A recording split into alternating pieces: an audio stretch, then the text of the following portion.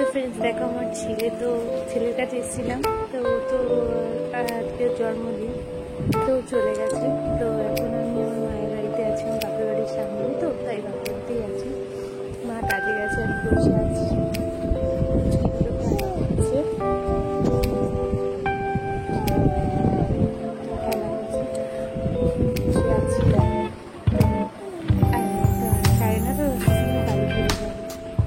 তোমাদের কাছে বলি, তোমার ভিডিও দেখছি, কেউ লাইক কমেন্ট করছি, কেন আমাকে কি তোমাদের পছন্দ না? কি হয়েছে তুমি লাইক কমেন্ট করে সাবস্ক্রাইব করবে? জানি আমি পাবো তাও তো তোকে তো বলতে তো পারবে না পাখি আমিও তো পিছিয়ে কথা বলতে পারি না, অবশ্যই ছোটবেলা থেকেই অবশ্যই অবসরটাকেই মনে হচ্ছে। তোমরাও মনে না অবসরটা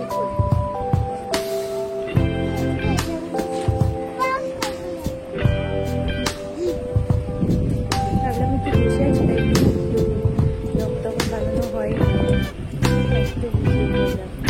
এখানে তো ঠিক এখন মানে অত কাজ বাকি বাড়ি মানে মেয়েদের শান্তির জায়গা, চুপচাপ বসে থাকার জায়গা। তাই আমি বসে বসে ভিডিওই বানাই ভাবলাম, তাই বানালাম। একটু কথা বলতে, তোমাদের সাথে একটু কিছু শেয়ার করতে ইচ্ছা করছিল, তাই বানালাম। ভাইয়ের বোন বাপের বাড়ি গেছে, তাই আমি ওই বসে আছি। বাবা কাজে গেছে, মা কাজে গেছে। আমার খুবই গরিব। আমার শ্বশুরবাড়ির ফ্যামিলিও মধ্যবিত্ত, বাপের বাড়ি তো মধ্যবিত্ত না, তার থেকে একটু কম। তো আমি একটুখানি কম হলেও আমার বাবা মা আমাকে কোনোদিন ছোটোবেলা অভাব দেয়নি, সেরকম ঠিক আমার সামনেও আমাকে কোনো অভাব রাখেনি, কোনো কিছু দেয়নি। ভিডিও করাটা ঘুরতে গেলে আমি আরও পছন্দ করতাম না। সবাই দেখলাম যে সবাই যখন করছে ঘরে বসে এটা একটা কাজ, সবাই যখন এগোতে পারছে তাহলে আমি নিশ্চয়ই এগোতে পারবো। আমি কিন্তু অগোছালো হতে পারি, কিন্তু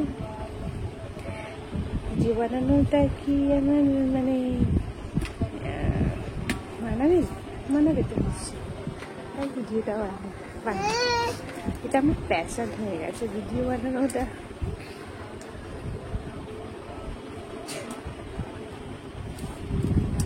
অনেকক্ষণ বকবক করলাম, তো তোমাদেরকে বলি আমি কষ্ট করে ভিডিও করে আমি রোজ দিন সকালে করে ভিডিও ছাড়তে পারি না।